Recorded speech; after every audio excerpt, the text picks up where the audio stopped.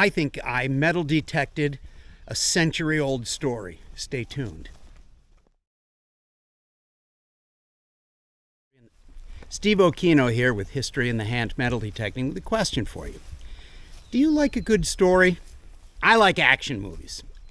The more car chases, explosions, and bullet shells fired during the movie, the more I like it.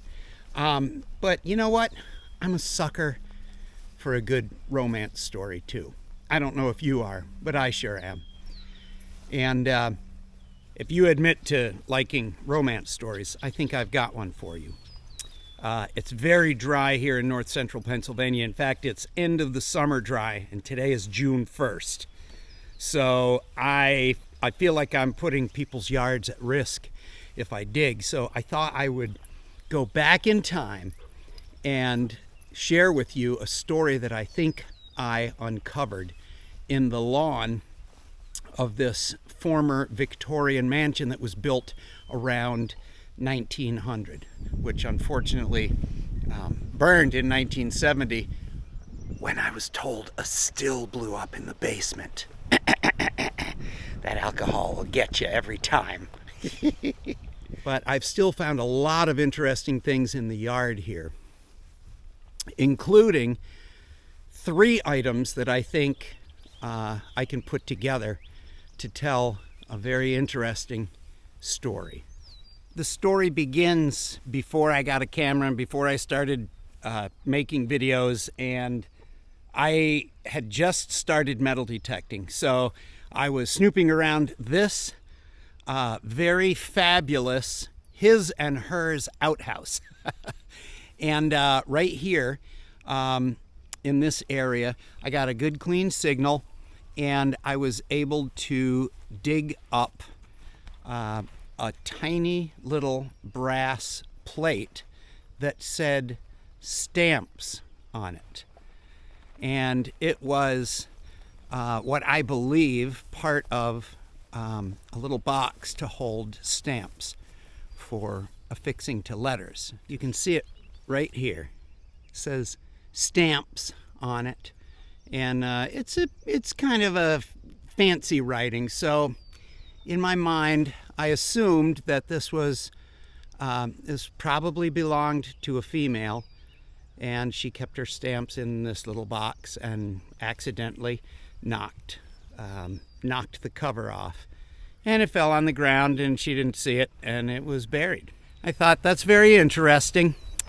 I found a bunch of other things as well. The second thing that I found that I think is a clue to this story, I found right here underneath this gigantic spruce tree.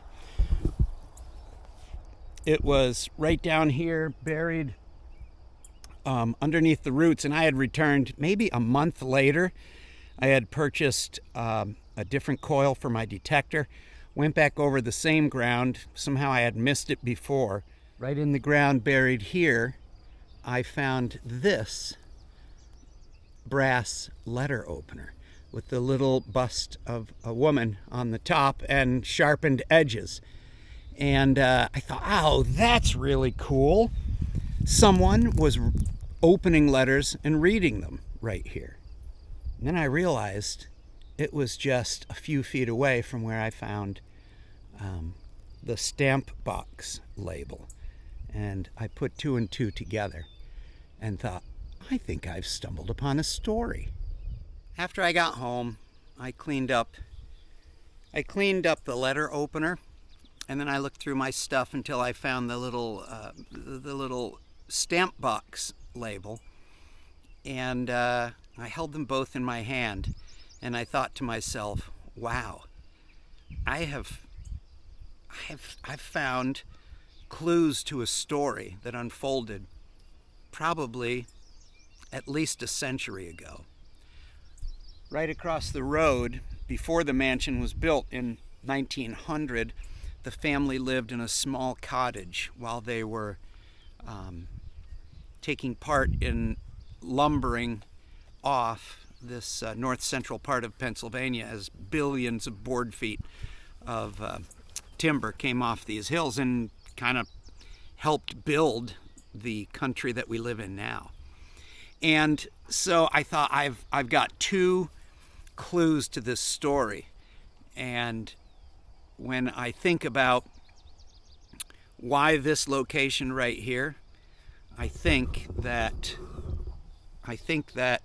a basic part of human nature took place right here underneath this tree. Look at that. I myself have sat down here.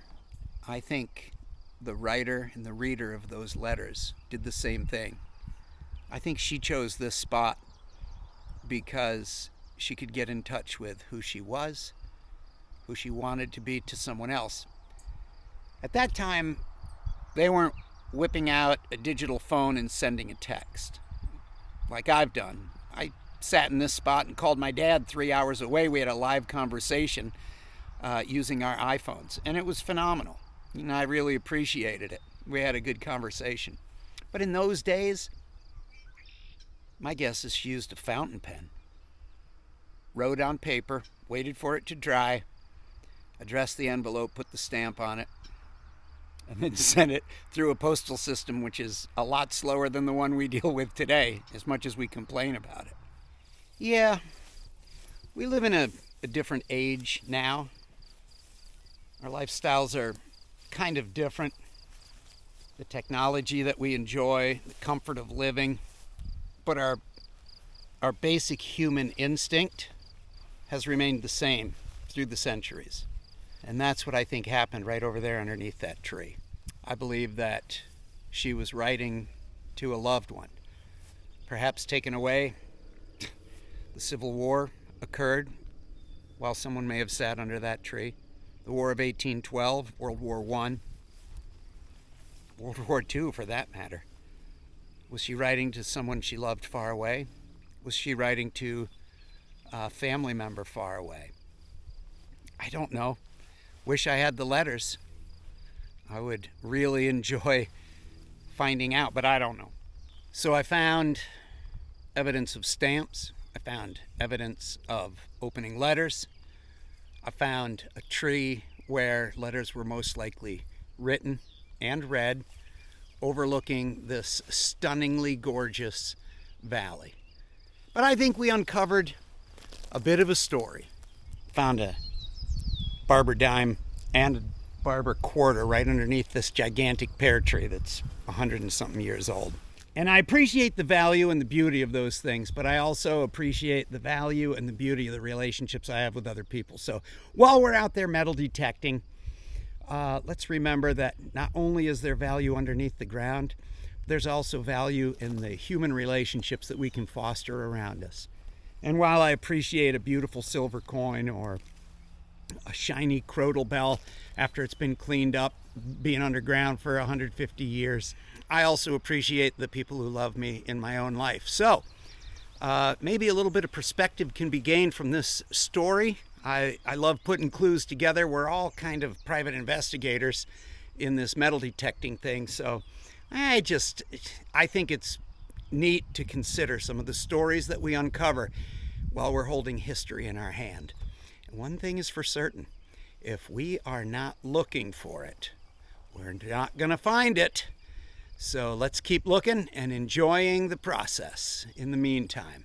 Catch you later on History in the Hand. Hey, if you're enjoying the story and you think it has merit, then why don't you get your pinpointer out and click the like button? I'd appreciate it, and maybe some more people could hear this story as well. Thanks.